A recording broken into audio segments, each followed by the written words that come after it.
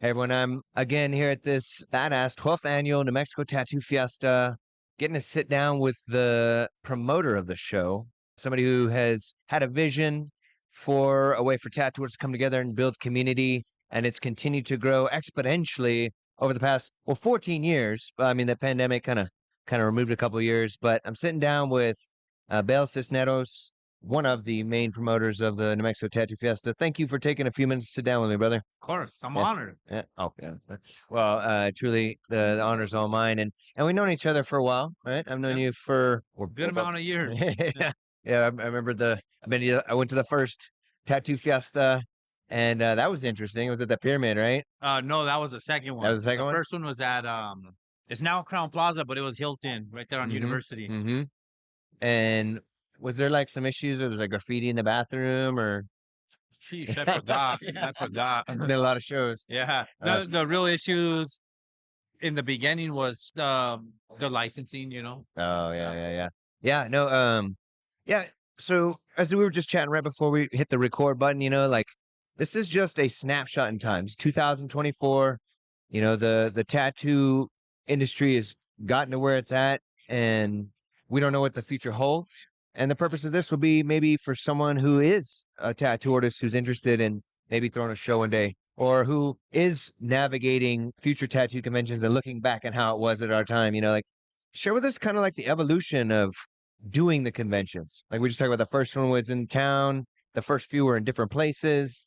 What are some of the struggles of that? So the first one was in Albuquerque. We just mentioned there at Hilton, and the biggest struggle was I think it was the first convention that we did after they started the licensing, Yes. and so the state didn't know how to really go about that. So there was a lot of hoops to jump through Yeah. for the out of town artists, because of the things they asked for weren't required in the state that these artists were at. So that was pretty much the issue there.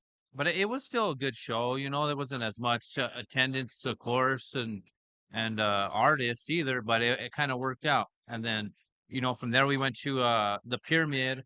And the reason we went to the Pyramid is because they had a single ballroom versus two small ballrooms, and the state was a little easier to deal with there and stuff like that. But our contracts weren't right at the Pyramid, so that was a hurdle, I guess, really, because I wasn't used to that kind of stuff, and a lot of us, I think, as artists, we're not good at the paper pushing it, The and paperwork. so I didn't read my contracts right, so we lost a lot of money there. But the show was better, so we can't continue doing it. And we ended up at the Hyatt. Yep. And the Hyatt was good, man. That's where we actually did good, really. The artists seemed to be busy and everything like that. But from doing the one at the Hyatt, we were able to come to Isleta and with the proposal, of doing it here, and this is where we've been ever since. Yeah. We started off in a little bit smaller, and it just continued growing, and now it's kind of a trip. We kind of outgrew it, Yeah. but No, definitely. I mean, as we travel around to other conventions, other states, and we talk about the New Mexico Tattoo Fiesta, you get that like, all right, cool, yeah. It's recognized as a credible show that's bringing a lot of talent, but also I think the key thing is it's by tattooers, like taking care of tattooers, and I know that you as a tattoo artist now, you've been tattooing how long, Belle? about 21 years now. 21 years. Wow. You are always running around making sure everybody's got what they need and taking care of them, and making sure that they're feeling welcome and seen. I think is huge at a show, because when you go to the massive, huge ones, that's just hundreds and hundreds of booths. You may not even recognize anybody, but at least here, there's that level of camaraderie. What are some of the growing pains that you're feeling now, though, with being this size? It's hard to say because now it's been so smooth, Yeah. Shall really have to think hard about that. That's one, cool. That's 'cause cool. It hasn't been so much pains, Mm-hmm. Right now it seems really good. All the tattooers are busy. That's my main focus, because from all the years of doing tattoo conventions, like myself traveling to them and tattooing at them, that's been like one of the hardest things is you spend all your money on flights and rooms, and you take off of work, you leave your shop to be somewhere that you don't do well at. It's kind of like, but so that's really my main concern. It's just that. Making sure they're busy. Yeah. That's cool. And then as a tattoo shop owner, which we'll talk about your shop in a minute, because it's huge. It's like a tattoo, I don't know, it's like a tattoo city block.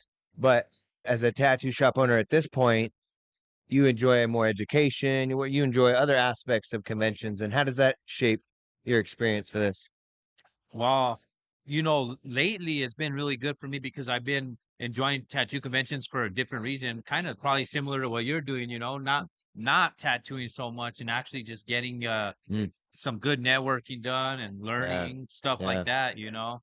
But it wasn't always like that because I didn't have the means to do it. Now Mhm, I could say I enjoy it like that because I have the means to do that. mhm, But mhm. so I still got to make sure here that these guys are busy. They might not have the means to make the travel just to hang out. Yeah, yeah, that makes And sense. there's a lot of them that do. I Mhm, see them in there. A lot of them don't even have booths, and they came from all around just to yeah. check it out. Just hang out, Yeah, build relationships. yeah. Because for me, networking's such a big deal. I learn a lot from seminars and stuff, but I learn a lot from just conversating with people. Mhm. Even if it's the smallest thing. But if you're an artist, you know how important details are. So the details of a conversation, a Mm.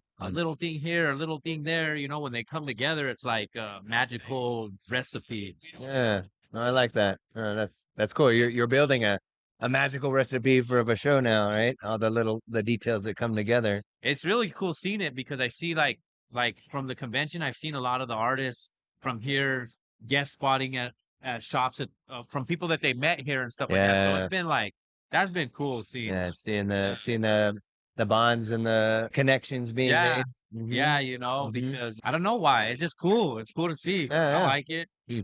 And when it came to Isleta, I feel like because Brian Everett got involved right about that point in time too, like he being connected with a little bit more of the old school tattooers, kind of brought like just some of the most foundational tattooists in the industry here.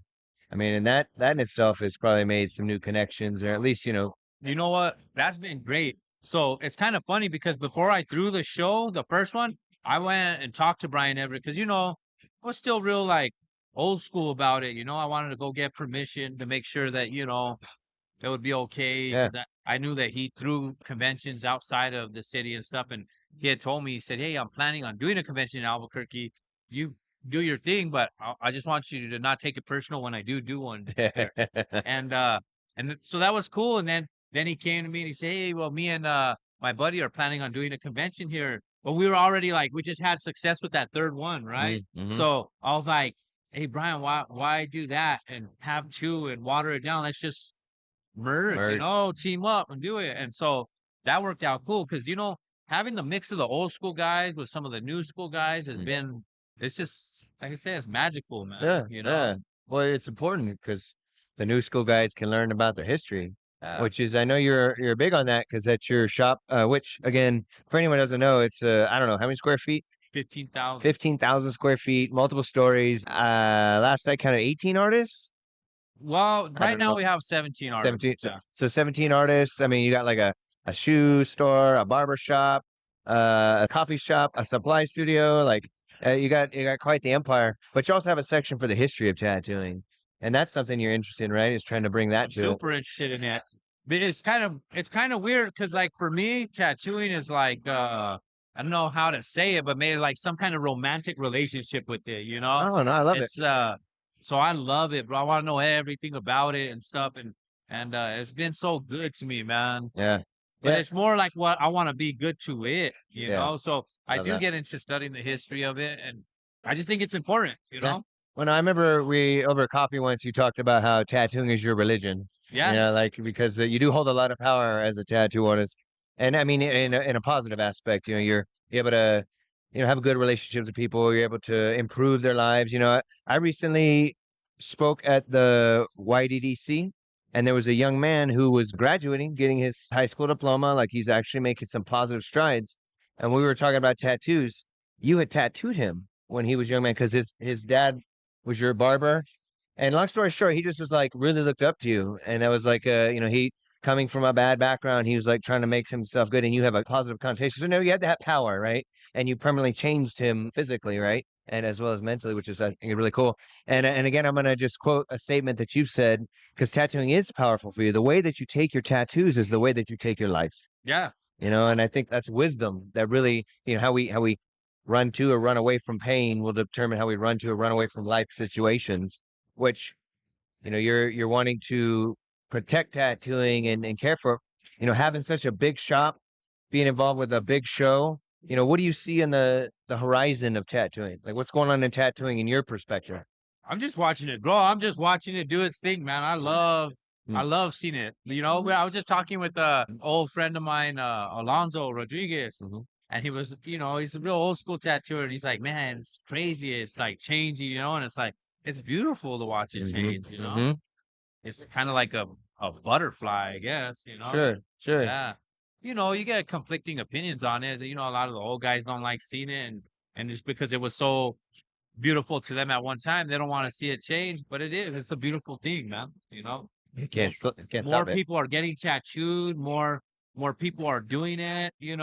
I think what it comes down to, why a lot of the guys don't like a lot of the new guys doing it, is it comes down to a thing of making money.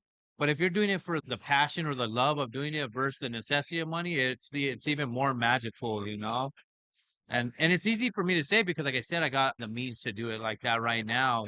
But I think it's Would have been a different story from a young Bale. yeah, probably so. Because it's a hurdle, you got to jump it eventually. Yeah, yeah, yeah. Yeah. That's what's up. That's cool. No, you had some success with it, and having a younger artist, because I know you got, like I said, 17 artists. Like, what do you see, like that transitional trend change between your older and your younger guys and gals?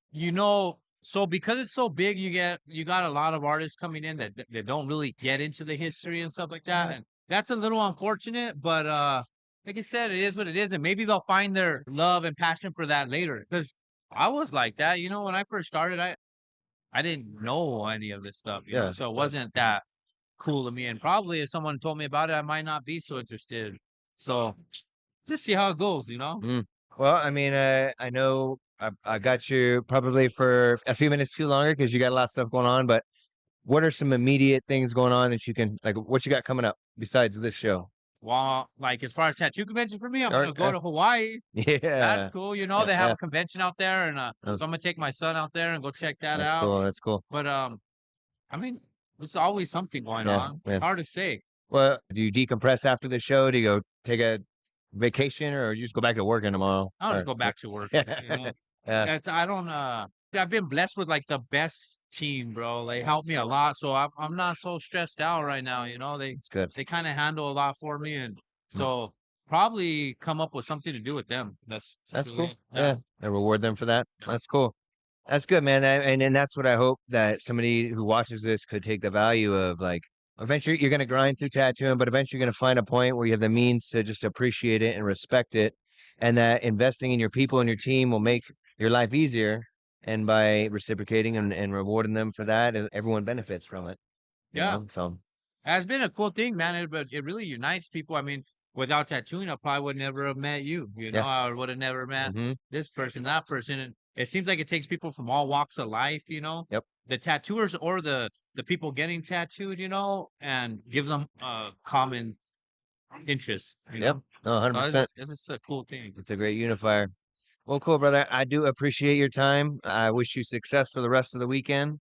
And I mean, hopefully we'll sit down and maybe chat at the 13th annual. Hell yeah. Thank you, brother. Cool. I appreciate you. Thank you, Ben. Yeah.